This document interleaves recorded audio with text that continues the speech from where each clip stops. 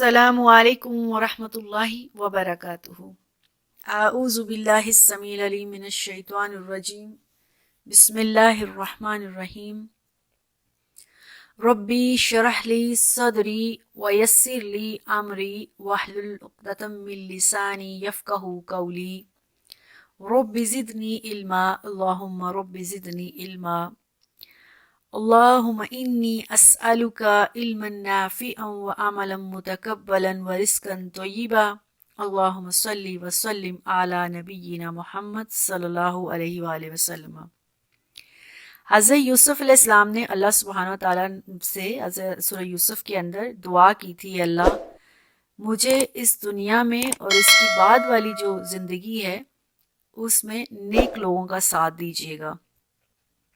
तो अल्लाह सुब्हानहू व तआला ने हज़रत यूसुफ़ अलैहिस्सलाम के तमाम ख़ानदान, हज़रत यूसुफ़ अलैहिस्सलाम नबी के बेटे हैं, नबी के पोते हैं,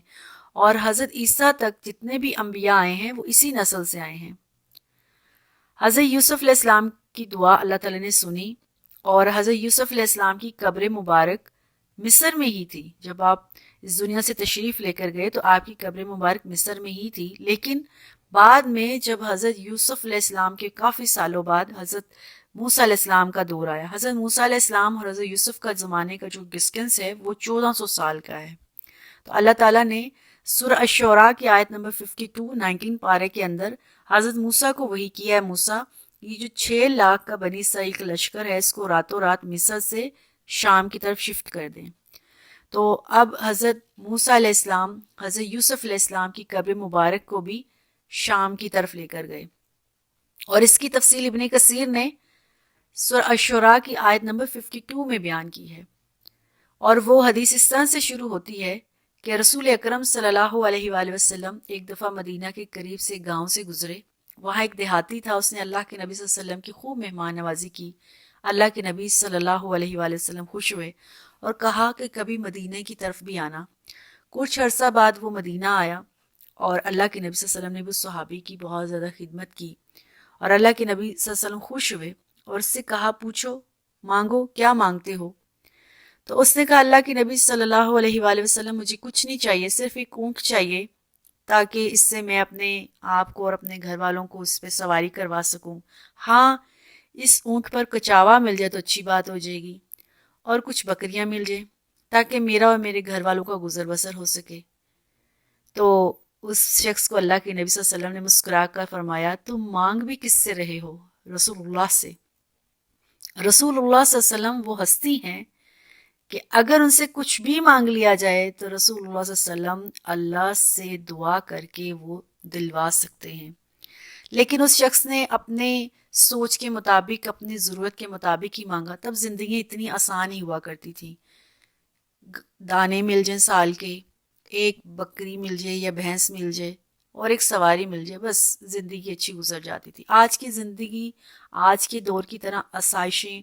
लग्जरीज और ये सब के पीछे लोग नहीं पड़ते थे, तब थी भी नहीं, सोच भी वैसे ही थी।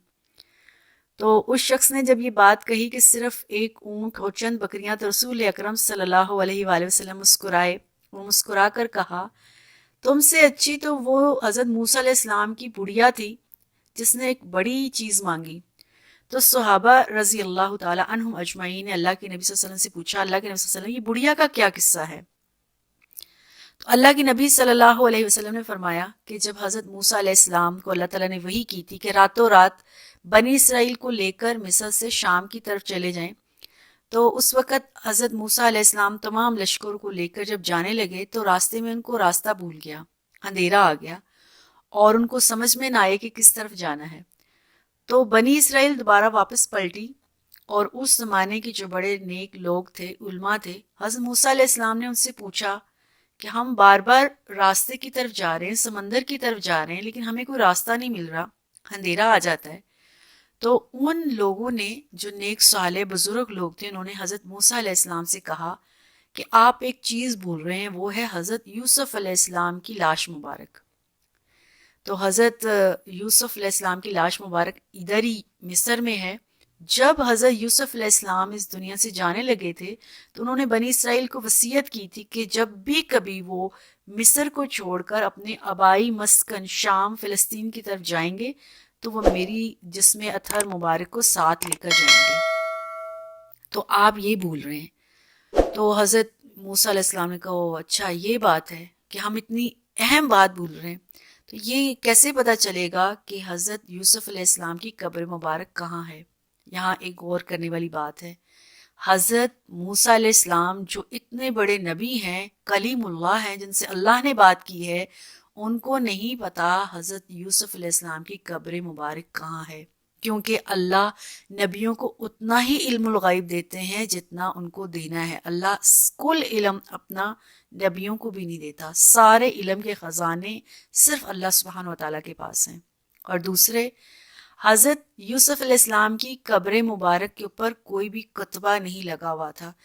کوئی ممبر نہیں بنا ہوا تھا، کوئی آج کی طرح کا دربار نہیں بنا ہوا تھا جس سے پتہ چل جائے کہ یہاں پر حضرت یوسف علیہ السلام کی قبر ہے۔ حضرت یوسف علیہ السلام کی جو پرسنالٹی ہے، جو حیثیت تھی مصر میں، ہم سب جانتے ہیں، ویلتھ منسٹر ہیں، مصر کے گورنر ہیں، بادشاہ ہیں، وزیر خزانہ ہیں، لیکن اس کے باوجود ان کی قبر مبارکہ کسی کو نہیں پتا۔ چنانچہ ڈھونڈتے ڈھونڈتے ایک بہت بوڑھی عمر رسیدہ عورت ملی اور ان کو پتا تھا کہ حضرت یوسف علیہ السلام کی قبر مبارک کہاں ہے۔ تو جب حضرت موسیٰ علیہ السلام نے ان سے قبر مبارکہ پوچھا کہاں پر ہیں، تو انہوں نے کہا ایسے نہیں میں بتاؤں گی، مجھ سے پہلے ایک وعدہ کرو۔ تو حضرت یوسف علیہ السلام کی قبر جب میں بتاؤں تو مجھے ایک چیز چاہیے۔ حضرت موسیٰ علیہ السلام نے کہا ٹھیک ہے پوچھو، مانگو، کیا مانگتی ہو؟ انہوں نے سوچا کچھ دنیاوی چیز، کوئی کھانے پینے کی یا کوئی سواری وغیرہ، لیکن وہ بڑھیا بھی بہت سیانی تھی۔ اس نے کہا مجھے اے موسیٰ علیہ السلام جنت میں آپ کا ساتھ چاہیے۔ بہت بہت بڑی، سبحان اللہ، بہت بڑی بات تھی، جنت میں حضرت موسیٰ علیہ السلام کا ساتھ، ان کا ہمسایہ ہونا۔ حضرت موسیٰ علیہ السلام جلالی نبی، چہرے کا رنگ متغیر ہو گیا، کہا یہ تو میں نہیں کر سکتا، میں اتنا ہی کر سکتا ہوں جتنا اللہ تعالیٰ مجھے الاؤ کرتے ہیں۔ چنانچہ حضرت موسیٰ علیہ السلام کو اللہ نے وحی کی، موسیٰ اس سے وعدہ کر لو، جو یہ مانگتی ہے اس کی بات سن لو۔ اس کو کہ ٹھیک ہے تمہیں ملے گا جو تم مانگتی ہو، یعنی حضرت موسیٰ علیہ السلام کے ساتھ جنت میں ہمسائیگی تمہیں ملے گی۔ تو اب ہمیں بتاؤ۔ تو اس بڑھیا نے پھر بتایا، اور حضرت یوسف علیہ السلام کی قبر مبارک پانی کے ایک تالاب یا دریا کے نیچے تھی۔ اللہ سبحانہ تعالیٰ نے چونکہ سیف رکھنا تھا، ہڈن، اور کسی کو نہیں پتا تھا کہ وہ قبر مبارک کہاں ہے۔ چنانچہ وہ قبر مبارک کو کھولا گیا اور اس میں سے تابوت مبارک نکالا گیا۔ اس زمانے میں تابوت میں قبروں کے اندر لاشوں کو دفن کیا جاتا تھا، تو جس میں اطہر مبارک حضرت یوسف علیہ السلام کا اس تابوت کے اندر تھا۔ اس کو نکالا، جیسے اس کو نکال کے چلے تو وہی راستہ کھل گیا، اور آگے جا کے جب سمندر کے پاس آئے تو حضرت یوسف علیہ السلام پھر، حضرت موسیٰ علیہ السلام پھر گھبرا گئے۔ اللہ نے کہا اپنی عصا مارو، عصا مارا تو پانی دو ٹکڑے ہو گیا، اور پھر حضرت موسیٰ علیہ السلام، حضرت یوسف علیہ السلام کے تابوت اور پوری 6 لاکھ کا جو لاؤ لشکر تھا ان کے سمیت دریا کے دوسرے کنارے چلا گیا۔ پیچھے فرعون آیا، اس نے بھی دیکھا، جب اللہ نے پہلے ہی بتا دیا تھا حضرت موسیٰ علیہ السلام کو فرعون تمہارا تعقب کرے گا، فرعون نے بھی جب دیکھا وہ بھی اس سمندر میں کود گیا۔ جب دریا کے دوسرے کنارے گئے، اور سورہ قصص میں اللہ فرماتے ہیں کہ اللہ نے پھر حضرت موسیٰ علیہ السلام کو یہ حکم دیا تھا کہ اے موسیٰ، جو دریا ہے وہ تمہارا انتظار کر رہا ہے، دوبارہ اس کو بند ہونے کا حکم دو۔ تو پھر حضرت موسیٰ علیہ السلام نے حکم دیا تو پھر دریا بند ہو گیا۔ تو یہاں پر ایک اور بات بہت امپورٹنٹ ہے، وہ یہ کہ زندگی میں کئی دفعہ ہم بہت سٹرگل کرتے ہیں، بہت محنت کرتے ہیں، آئین جب ہم کامیابی کے قریب ہوتے ہیں ہم ناکامی کا شکار ہو جاتے ہیں۔ بار بار محنت کے باوجود ہمیں کامیابی نہیں ملتی تو اس وقت تھوڑی دیر ٹھہر جانا چاہیے اور اللہ سبحانہ و تعالیٰ سے ہیلپ مانگنی چاہیے، کسی دنیا کے نیک انسان سے ہیلپ مانگنی چاہیے۔ یہاں حضرت موسیٰ علیہ السلام اتنے بڑے نبی ہیں، پھر بھی اس زمانے کے علماء سے مشورہ کیا ہے۔ رسول اکرم صلی اللہ علیہ وسلم بھی اپنے زمانے میں صحابہ سے مشورہ بات چیت کیا کرتے تھے، اور پھر اللہ تعالیٰ سے بھی ہیلپ مانگی۔ تو جب زندگی میں بہت ڈیفیکلٹیز ہو جائیں تو اور محنت نہ کریں، ہاتھ پاؤں نہ ماریں، رک جائیں تھوڑی دیر، دیکھیں کیا چیز مسنگ ہو رہی، کچھ مس ہو رہا ہے حقوق اللہ یا حقوق العباد میں سے، تو کچھ نہ کچھ پیچھے چھوڑ رہے ہیں، ہم کچھ مس کر رہے ہیں۔ جیسے ہی حضرت موسیٰ علیہ السلام نے حضرت یوسف علیہ السلام کی جسم اطہر مبارک کو ساتھ لیا تو وہی دریا بھی پھٹ گیا، وہی راستہ بھی مل گیا، وہ دریا کے پار بھی چلے گئے، اور اس بڑھیا نے بھی اپنا انعام پا لیا اور ایک بڑی دعا کروائی اللہ کے نبی سے۔ تو رسول اکرم صلی اللہ علیہ وسلم نے فرمایا کہ جب بھی اللہ سے مانگو تو کچھ بڑا مانگو، کیونکہ اللہ کی ذات کتنی بڑی ہے، تو اللہ کی شان کے مطابق مانگا کرو، اللہ دیا کریں گے، اتنا ہی دیتے ہیں جتنا ہم ان کی شان، اللہ ذوالجلال والاکرام کی کتنی شان ہے، اللہ سے بڑھ کر کوئی بڑا نہیں، تو وہ سب دے سکتا ہے۔ اسی طرح رسول اکرم صلی اللہ علیہ وسلم کے زمانے میں ایک صحابی تھے ربیہ، وہ اللہ کے نبی صلی اللہ علیہ وسلم کو وضو کروایا کرتے تھے، تو وہ روز وضو کرواتے تھے۔ ایک دن رسول اکرم صلی اللہ علیہ وسلم کا دریائے جو رحمت کا دریا تھا جوش مارا، پوچھا کہ کیا مانگتے ہو ربیہ، روز میری خدمت کرتے ہو، تو کچھ چاہیے؟ تو کہا ہاں رسول اللہ صلی اللہ علیہ وسلم مجھے آپ کا ساتھ چاہیے جنت میں۔ تو اللہ کے نبی صلی اللہ علیہ وسلم نے سے کہا ٹھیک ہے، تمہاری خواہش پوری کی جائے گی، لیکن سجدوں کے ذریعے میری مدد کرو۔ یعنی اللہ کے نبی صلی اللہ علیہ وسلم یہ کہنا چاہتے ہیں کہ اللہ کے نبی صلی اللہ علیہ وسلم دعا کریں گے، جنت مل جائے گی، لیکن اس کے ساتھ ساتھ کوشش اور عمل کرنا پڑے گا، اور وہ کوشش اور وہ عمل کے ذریعے ہی اللہ سبحانہ و تعالیٰ ہماری کامیابی کریں گے، اللہ تعالیٰ ہمیں آگے جو بھی آسانیاں ہیں وہ دیں گے۔ تو اس واقعے کے تھرو ہمیں یہ پتہ چلا کہ حضرت یوسف علیہ السلام کی جس میں اطہر مبارک جو ہے وہ مصر میں تھا، بعد میں 1400 سال بعد حضرت موسیٰ علیہ السلام حضرت یوسف علیہ السلام کے جسم مبارک کو شام لے کر گئے ہیں اور وہاں ان کی قبر مبارک بنائی ہے۔ تو حدیث کے الفاظ ہیں کہ ان کے ہڈیاں عظام مبارک، تو جب یہ حدیث پڑھی نا تو اس وقت ذہن میں یہ خیال آیا کہ اللہ سبحانہ و تعالیٰ تو فرماتے ہیں کہ جو نبیوں کی باڈی ہوتی ہیں ان کو کچھ بھی نہیں ہوتا، کیونکہ ایک دفعہ ایک صحابی نے بات کی کہ اللہ کے نبی صلی اللہ علیہ وسلم جب آپ کی ہڈیاں بھی بوسیدہ ہو جائیں گی، تو رسول اکرم صلی اللہ علیہ وسلم نے وہی ان کی بات کو کاٹا اور کہا کہ نبیوں کی جو باڈی ہوتی ہے جس میں مبارک ہوتے ہیں ان کو نہ آسمان کی کوئی چیز نہ زمین کی کوئی چیز کھا سکتی ہے، اور نہ ہی کوئی درندہ یا پرندہ اور یا زمین کا کوئی جانور کوئی نہیں کھا سکتا، یعنی نبیوں کے جسم مبارک کو کچھ بھی نہیں ہوگا قیامت تک، یہ اللہ سبحانہ و تعالیٰ کا وعدہ ہے نبیوں کے ساتھ۔ اور اللہ کے نبی صلی اللہ علیہ وسلم نے یہ بات کلیئر کر دی کہ رسول اکرم صلی اللہ علیہ وسلم اور باقی جتنے بھی نبی ہیں ان کے جسموں کو ان کی قبروں کے اندر کچھ بھی نہیں ہوگا، وہ صحیح سلامت رہیں گے کل قیامت تک۔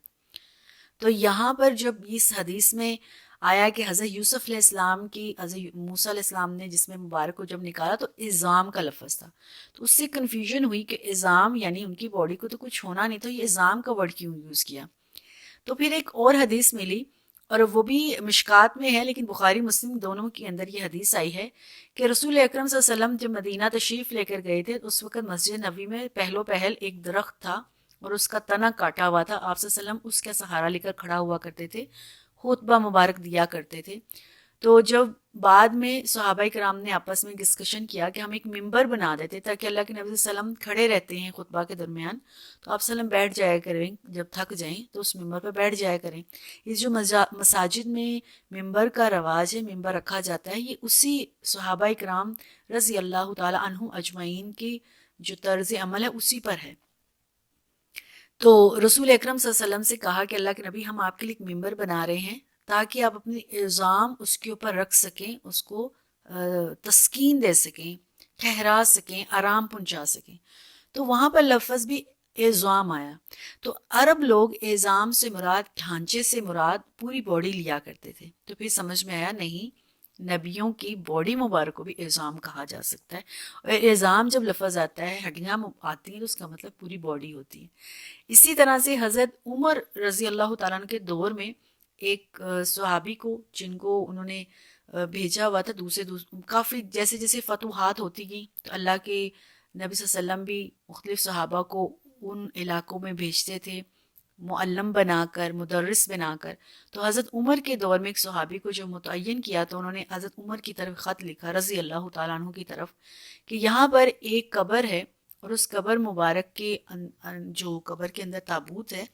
اس کے اندر نظر آتا ہے کہ ایک جو جسم مبارک پڑا ہوا ہے کوئی، اس کا ایک ناک ہی ایک بازو جتنا ہے،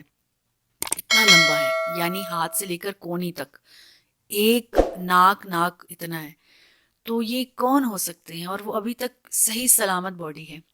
تو اس وقت کعب اخبار یہودی، بعد میں وہ مسلمان ہو گیا تھا لیکن صحابی نہیں بن پایا، یہودیوں کا بڑا عالم، حضرت عمر نے ان سے پوچھا تھا اور یہ کون ہے؟ تو انہوں نے کہا یہ حضرت دانیال علیہ السلام ہے. پھر حضرت عمر نے رضی اللہ تعالیٰ نے حکم دیا کہ 10 قبریں کھودی جائیں گی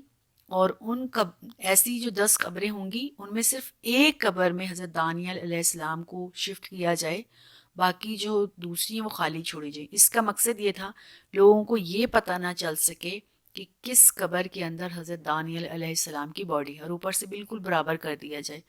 تو اس وقت لوگ جو ہے آہستہ آہستہ اس شرک اور اس طرف آنا شروع ہو گئے تھے کہ نبیوں کی قبروں پر یا پھر نیک ہستیوں کی قبر پر، اور اسی طرح سے رسول اکرم صلی اللہ علیہ وسلم کے زمانے میں صلح حدیبیہ جس درخت کے نیچے ہوئی تھی، لوگوں نے اس کو مقدس مان کر اس کے نیچے جا کے دعائیں کرنا شروع کر دی تھی. تو اس کو بھی حضرت عمر رضی اللہ تعالیٰ نے کٹوا دیا تھا. تو اس لیے جو نبیوں کی باڈیز ہیں ان کو کچھ نہیں ہو سکتا ہے، اور نبیوں کی دعاؤں کو اللہ سبحانہ و تعالیٰ ضرور سنتے ہیں. تو سورہ یوسف کے اندر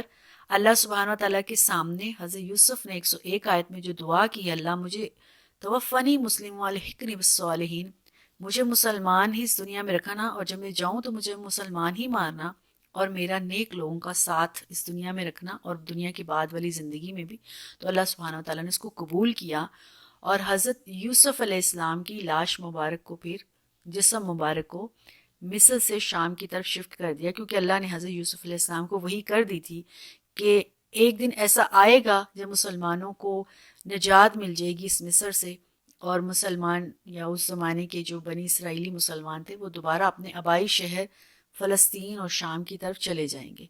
تو جب حضرت یعقوب علیہ السلام کی وفات ہونے لگی تھی تو انہوں نے بھی حضرت یوسف علیہ السلام سے یہ وصیت کی تھی کہ جب میں اس دنیا سے چلا جاؤں تو میری لاش مبارک کو، میری قبر مبارک کو بھی شام میں ہی دفن کرنا. تو حضرت یوسف علیہ السلام نے حضرت یعقوب علیہ السلام کی وصیت کے مطابق ان کے جسم مبارک کو بھی شام میں ہی دفن کیا تھا. اسی طرح حضرت یوسف علیہ السلام کی قبر مبارک کو بھی، اور باقی جتنے بھی بنی اسرائیل کے انبیاء ہیں ان سب کا مسکن تقریباً یہی سارے علاقے ہیں، کانان، لبنان، اردن، شام اور فلسطین. اللہ سبحانہ تعالیٰ سے دعا ہے کہ اللہ سبحانہ تعالیٰ ان انبیاء کے جسم و اطہر کو جس طرح سے محفوظ رکھا ہے، اس طرح سے جتنے بھی مسلمان نیک صالح تیرے نبی صلی اللہ علیہ وسلم کی سنتوں پر عمل کرتے ہیں، اللہ ان کو بھی اور ہم سب جتنے بھی مسلمان اس دنیا میں ہیں ہم سب کو توفنی مسلموں والحقنی بالصالحین، ہمیں مسلمان ہی رکھنا، اسلام پر رکھنا، ایمان پر رکھنا، اور جب ہم اس دنیا سے چلے جائیں تو ہم ایمان کی، اسلام کی، دین کی موت مریں. اور مرنے کے بعد بھی ہمارے قبروں کے پاس جتنے بھی لوگ ہیں ہمسائیگی میں ہیں، اللہ وہ بھی نیک صالح لوگ ہوں، اور جہاں ہمیں تو نیک ساتھ دینا وہ بھی اعلیٰ ساتھ دینا. اور اللہ اپنے نبی صلی اللہ علیہ وآلہ وسلم کے ہاتھ سے حوض کوثر کا پانی دیجیے گا، ہمارے لیے شفاعت کروائیں نبی صلی اللہ علیہ وسلم، اور ہمیں جنت الفردوس میں اعلیٰ مقام دیجیے گا اللہ، اور جہاں رسول اکرم صلی اللہ علیہ وسلم اور باقی تمام صحابہ کا مسکن ہو اے اللہ ہمیں ان کے ہمسائیگی میں جگہ دیجیے گا. آمین. السلام علیکم ورحمۃ اللہ وبرکاتہ.